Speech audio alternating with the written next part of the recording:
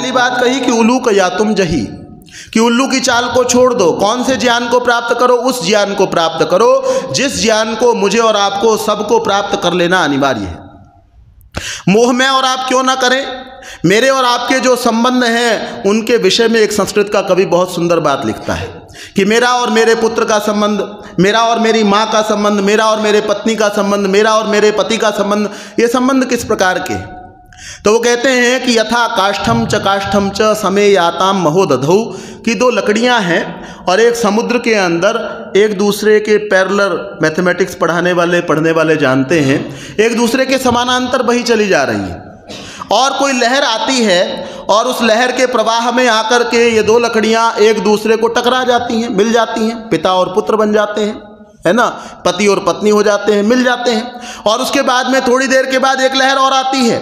उस लहर के आने के बाद में ये आत्माओं का समुद्र है। वो तो जल के अंदर दो लकड़ियां बहती थीं, ये बहुत सारी आत्माएं थीं जो एक दूसरे से कभी किसी कारण विशेष से टकरा जाती हैं और उसके बाद दोनों में से एक की मृत्यु हो जाती है। कई बार जीवन काल के अंदर ही हम अखबार के अंदर निकलवा देते हैं, जी ये मेरा बेटा था, आज के बाद मेरा इससे कोई संबंध नहीं है ना।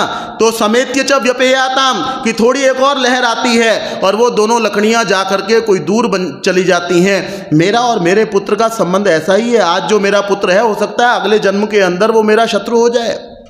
जब ये संबंध हमेशा का है ही नहीं तो मैं अपनी सारी संपदा इसके ऊपर क्यों लुटा देना चाहता हूं? मेरा नित्य संबंध जो है वो परमेश्वर के साथ में है ना। दुनिया की सारी ज्योतियां चल करके जैसे सूर्य की ओर चली जाना चाहती हैं, कहीं पर भी आप ज्योति जलाओ वो ऊपर की ओर जाती है। क्यों जाती है ऊपर की ओर? क्योंकि जो ज्योति का समुद्र है वो सूर्य आकाश के अंदर है, इसलिए सारी ज्योतियां अपना जो समुद्र है, सोर्स है, उसकी ओर जाना चाहती हैं। दुनिया के सारे जल जो हैं वो किसी पहाड़ के ऊपर हो, हिमालय के ऊपर हो, अरावली के अंदर हो, कहीं पर भी कोई जल हो, नर्मदा का हो कि गंगा का हो, किसी तीसरी का हो, थेमस का हो, सारे के सारे जल चल करके समुद्र में जाना चाहते हैं, क्योंकि उनका भंडार, जल का जो भंडार है वो समुद्र है। अपने अपने सोर्स की ओर सब जाना चाहते हैं। जहाँ पर ऐसे ही जो मनुष्य जो है वह आत्माएं सारी की सारी जैसे ज्योतियां सूर्य की ओर जाना चाहती हैं, जैसे जल सारे के सारे समुद्र की ओर जाना चाहते हैं, ऐसे सारी आत्माएं जो हैं वो परमेश्वर की ओर जाना चाहती हैं। ये उनका स्वभाव है। तो एक आत्मा जिसके दूसरी आत्मा के साथ में बहुत थोड़े समय का संबंध है, उसके लिए आप ज़्यादा समय का काम नहीं करेंगे, आपको ज़्यादा समय का काम नहीं करना चाहिए, उसकी बात को ज़्यादा नहीं मानना चाहिए। एक रेडी वाला आपको कोई बात कहता है, आप रेडी पर कुछ खरीदने के लिए खड़े हुए और रेडी वाले ने एक बात कही, क्या कहा जी, ये आम बहुत अच्छे हैं साहब, इतने तो ले ही जाओ।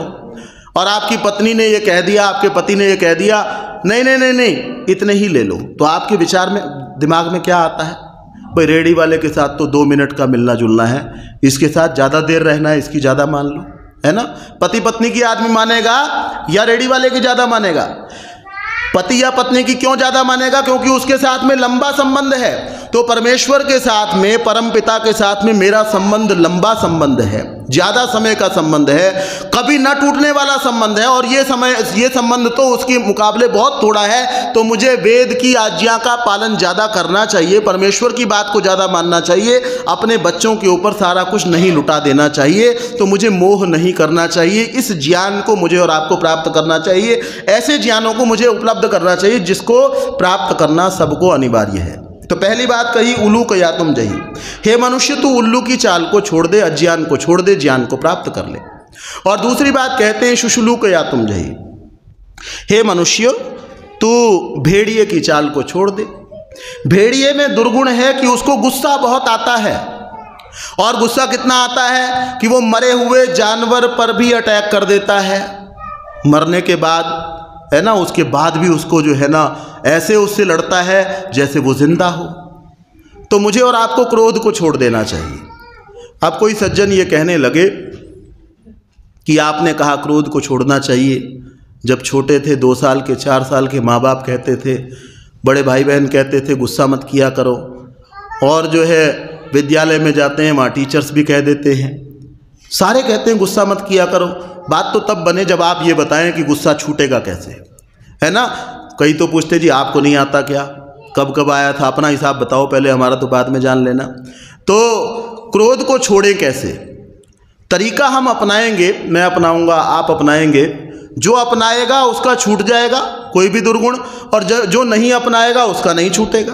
तो बात ये करते हैं, क्रोध छोड़ना चाहिए तो सबको पता है, उसके अंदर मन्यु को नहीं छोड़ना चाहिए, है ना। परमेश्वर को क्या कहा गया? परमेश्वर के लिए मन्यु रसी मन्युम मयि धेहि, कि हे परमेश्वर तुम मन्यु वाले हो और मुझे मन्यु वाला बना दो। वो क्रोध जो किसी के लाभ के लिए किया जाए, जो विचार पूर्वक किया जाए।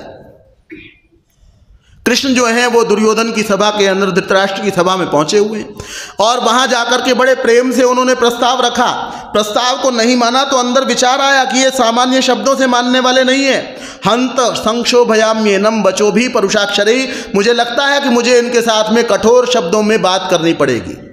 तो आपके मन में पहले विचार आए, उसके बाद आप कठोर हो जाएं, नपा तुला हुआ कठोर हो जाएं तो ठीक है, और बाद में आपको ये कहना पड़े अरे ये तो मैंने क्रोध में कर दिया, तो ये क्रोध जो है ना उसको छोड़ने के लिए कहा गया कि तुझे भेड़िए की चाल को छोड़ देना चाहिए, तुझे क्रोध को छोड़ देना चाहिए। तो क्रोध छूटे कैसे? क्रोध को छोड़ा कैसे जा सकता है? हम लोग अपने क्रोध का विश्लेषण करके क्रोध को छोड़ सकते हैं। क्रोध का विश्लेषण कैसे हो सकता है? विचार कैसे हो सकता है? हम विचार ये करें कि मुझे किस अवस्था में क्रोध आता है। जैसे मुझे मान लीजिए 9 बजे अपने कार्यस्थल पर कॉलेज में पहुंचना है और मैं 8:45 बजे चलता हूं, 15 मिनट में पहुंच जाता हूं। लेकिन कभी कभी क्या होता है, मैं चलता हूं और रास्ते में एक पुलिस वाला जो है हाथ दे देता है, गाड़ी के कागज़ चेक कराओ जी, और मुझे अंदर से कागज़ भी चेक करा रहा हूं, अंदर से गुस्सा आ रहा है कि इनको पता है कि अब हमको जल्दी है, ये 100-200 कमाने के लिए ये अभी रोकेगा, गुस्सा आ रहा है मुझे। अच्छा, उसके बाद में मैं आगे चलता हूँ और आगे चलता हूँ तो कभी कभी कोई बच्चा ऐसे लहरा करके साइकिल चलाता हुआ मिल जाता है, तब मुझे उस पर गुस्सा आता है कि इनको ये नहीं पता इस समय ये रोड के ऊपर ऐसे साइकिल चलाई जाती है, लोगों को अपने ऑफिस में जाना होता है, इसको अभी मस्ती सूझ रही है। तो मैंने अपने क्रोध का विश्लेषण किया कि मुझे इस अवस्था के अंदर गुस्सा आता है जब मैं ऑफिस जाता हूँ। तो 2 उपाय हैं कि आप जो है कांटों से बचना चाहें तो उसके 2 तरीके हैं। पहला उपाय है कांटों से बचने का कि आप सारी धरती के ऊपर कालीन बिछा दीजिए। कांटों से बचने का पहला उपाय है कि आप सारी धरती के ऊपर कालीन बिछा दीजिए। दूसरा एक उपाय और है कि अपने पैर में मजबूत जूते पहन लीजिए। कौन सा उपाय ज़्यादा आसान है, कौन सा ठीक है? अपने पैर में जूते पहनना।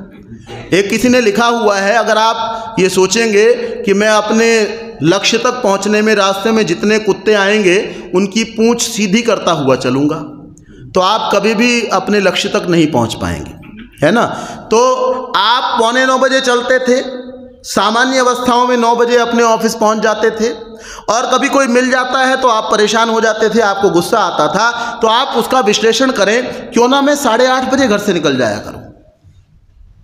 हम ही लोग होते हैं, 5 बजे भी हम में से कुछ लोग घर से निकल जाते हैं। फ्लाइट पकड़नी होती है, कई बार 3 बजे भी निकल रहे होते हैं, हर समय निकल रहे होते हैं। तो 15 मिनट पहले क्यों नहीं चल सकता मैं उसको नहीं सुधार सकता हूं, पुलिस वाले को, मैं साइकिल वाले को नहीं सुधार सकता हूं, और मार्ग की बाधाओं को नहीं सुधार सकता हूं, लेकिन मैं अपने आप को सुधार सकता हूं। तो मैं क्रोध का विश्लेषण करूं कि मैं यहां पर इसको अगर बदल लूं तो काम ठीक हो सकता है, तो मुझे गुस्सा नहीं आएगा। महिला को गुस्सा आता है, किस बात पर गुस्सा आता है? श्रीमान जी जो हैं वो गीला तौलिया कहीं पर छोड़ करके चले जाते हैं, है ना, और जूते कहीं पर छोड़ देते हैं, और जुराब कहीं पर छोड़ देते हैं। इनको 20 साल हो गए 15 साल कहते हुए, और ये रोज़ कहती हैं तुमको 15 साल एक बात समझाते हुए हो गए, तौलिया यहाँ मत छोड़ करके जाया करो, है ना, तुमने यहीं छोड़ करके जाना है। तुम वाइपर मार करके कभी नहीं आओगे बाहर, है ना, तुम्हारा वाइपर भी मैं ही लगाऊंगी, है ना। तो अब ये बात इनको 15 साल हो गए कहते कहते, अब आप थोड़ा इसमें इसका विश्लेषण कीजिए और इसमें थोड़ा परिवर्तन करने की सोचिए। क्या परिवर्तन करना है? अब की बार जब कभी ऐसा हो, जिन अवस्थाओं में आपको क्रोध आता है कि श्रीमान जी ऐसा ऐसा कर दिया करते हैं, बच्चे ऐसा किया करते हैं, तो आप कहिए कि ये जो आप गीला तौलिया यहाँ छोड़ करके जाते हो, किताबें उल्टी पटक करके और सो जाते हो, है ना, पढ़ रहे थे, पता नहीं 2 लाइन भी पढ़ते हो कि नहीं पढ़ते, उठ करके वहाँ रख देते हो मेरे लिए ही। तो जो ये आप करते हो ये बहुत अच्छा करते हो। आज तक तो आप ये कह रहे थे कि तुमको 15 साल हो गए समझाते हुए, तुम सुधरने वाले नहीं हो। अब आपने कुछ उल्टा करना है, कुछ उल्टा कहना है। क्या कहना है कि तुम ये जो यहाँ चप्पल यहाँ छोड़ते हो, उल्टे जूते पड़े होते हैं, मोजे वहाँ पड़े होते हैं, किताबें उल्टी पड़ी हुई होती हैं, ये सब जो तुम करके जाते हो ना, झूठे बर्तन कहीं छोड़ दिए, ये तुम बहुत अच्छा करते हो। अब वो हैरान हो जाएगा सुनने वाला, भाई अच्छा क्या करते हो? आज तक तो ये उल्टी गंगा कहाँ से चल पड़ी, 15 साल से तो कुछ और सुन रहे थे, अच्छा क्या हुआ? बोले जब मैं घर जाती हूँ, मायके जाती हूँ, कहीं जाती हूँ, तो वो पड़ोस से कुछ महिलाएं कभी कभी आती हैं और ये अस्त व्यस्त घर देखती हैं ना, तो वो मुझे कहती हैं कि तुम रहती हो ना तो घर घर लगता है, अगर तुम ही सुधार करके रख दो तो मुझे प्रशंसा कहाँ से मिलेगी? तुम बहुत अच्छा करते हो, तुम ऐसा ही किया करो, तुम ऐसा ही करके जाया करो, तुम्हारी वजह से मुझे कुछ प्रशंसाएं जो थोड़ी बहुत मिल रही हैं वो तुम्हारे कारण से मिल रही हैं। और पुरुषों को गुस्सा आता है, किस बात पर गुस्सा आता है कि ये रोटी जो है वो जली हुई है। अब मुझे पता नहीं यहाँ सारे ही ऐसे लोग बैठे हों, सब नौकर चाकर ही काम करते हो, तो मुझे पता नहीं, आम घरों की बात मैं बता रहा हूँ। तो गुस्सा आता है ये रोटी जली हुई क्यों है। आप हो सकता है आप में से कुछ लोग 4 रोटी खाते हों, 2, 3, 4 रोटी लेते होंगे, तो उसके अंदर क्या कभी ऐसा हुआ कि चारों की चारों जली हुई रोटियां आपको ही मिली? होता क्या है, 4 में से शायद 1 रोटी, हो सकता है किसी दिन 1 भी ना होती हो, उसका एक छोटा सा हिस्सा, इसका मतलब क्या हुआ, 1/16 पार्ट ऑफ आपकी जो रोटियां हैं उसका 1 रोटी का चौथा हिस्सा, तो 4 रोटियों का 16वां हिस्सा जो है वो खराब है। और कोई पत्नी, कोई बहन, कोई माँ ये नहीं कहती है जो जला हुआ हिस्सा है तुझे ज़रूर खाना है, ऐसा कह करके तो नहीं देते, है ना। रोटी आपकी प्लेट में आई थी और उसके अंदर 1 रोटी का कुछ हिस्सा जो है, आज जो है अपने नरेश दत्त जी की थाली में 1 रोटी थोड़ी सी ऐसी आ गई थी, और बाद में बहन जी को पता चला अरे भाई ये रोटी ठीक नहीं आई, उन्होंने कहा नहीं मैं इसको खाऊंगा, मैं इसको वापस करने वाला नहीं। तो ये तरीका है कि आपको पता चला कि 1 रोटी का कुछ हिस्सा आया है, तो आपको 15/16 हिस्सा क्यों नहीं दिखाई दे रहा है। आप ये कह सकती हैं, आप ये कह सकते हैं कि भाई ये ठीक है, आज मैंने ध्यान दिया तो बाकी सारी की सारी रोटी जो है ये बहुत अच्छी बनी हुई है। तो अगर हम ऐसा कर लेंगे, विश्लेषण करेंगे, और आपका क्रोध कैसे छूट सकता है, क्रोध का विश्लेषण करने से छूट सकता है। मुझे क्रोध आता है, कब क्रोध आता है, जब अग्नये स्वाहा से आहुति दी जाती है और वो उत्तर दिशा में नहीं होती है। मान लीजिए मैं एक यज्ञ कराने वाला हूँ और अग्नये स्वाहा से आहुति कुछ उल्टी पुल्टी हो जाती है तो मुझे एकदम गुस्सा आता है। हम लोग क्या करते हैं, शहर के बहुत प्रतिष्ठित डॉक्टर के पास में जाते हैं, और हम में से भी कुछ डॉक्टर हो सकते हैं जो आर्य नहीं, आर्य समाज से ज़्यादा जुड़े हुए नहीं है, तो उनके पास जाते हैं 5-4 आदमी और कहते हैं डॉक्टर साहब आपने यजमान बनना है। डॉक्टर साहब कहते हैं ठीक है जी, कब आना है, कि इस दिन आना है। कितने बजे आना है जी, 7:30 बजे आना है। और किसी को लाना है जी, पत्नी आएंगी आपकी, बच्चे भी आ जाएं और अच्छा है। तो वो पहुंच गए और यज्ञ आरंभ हुआ। आपने यज्ञ के बारे में आरंभ होने से पहले उनको कुछ नहीं बताया।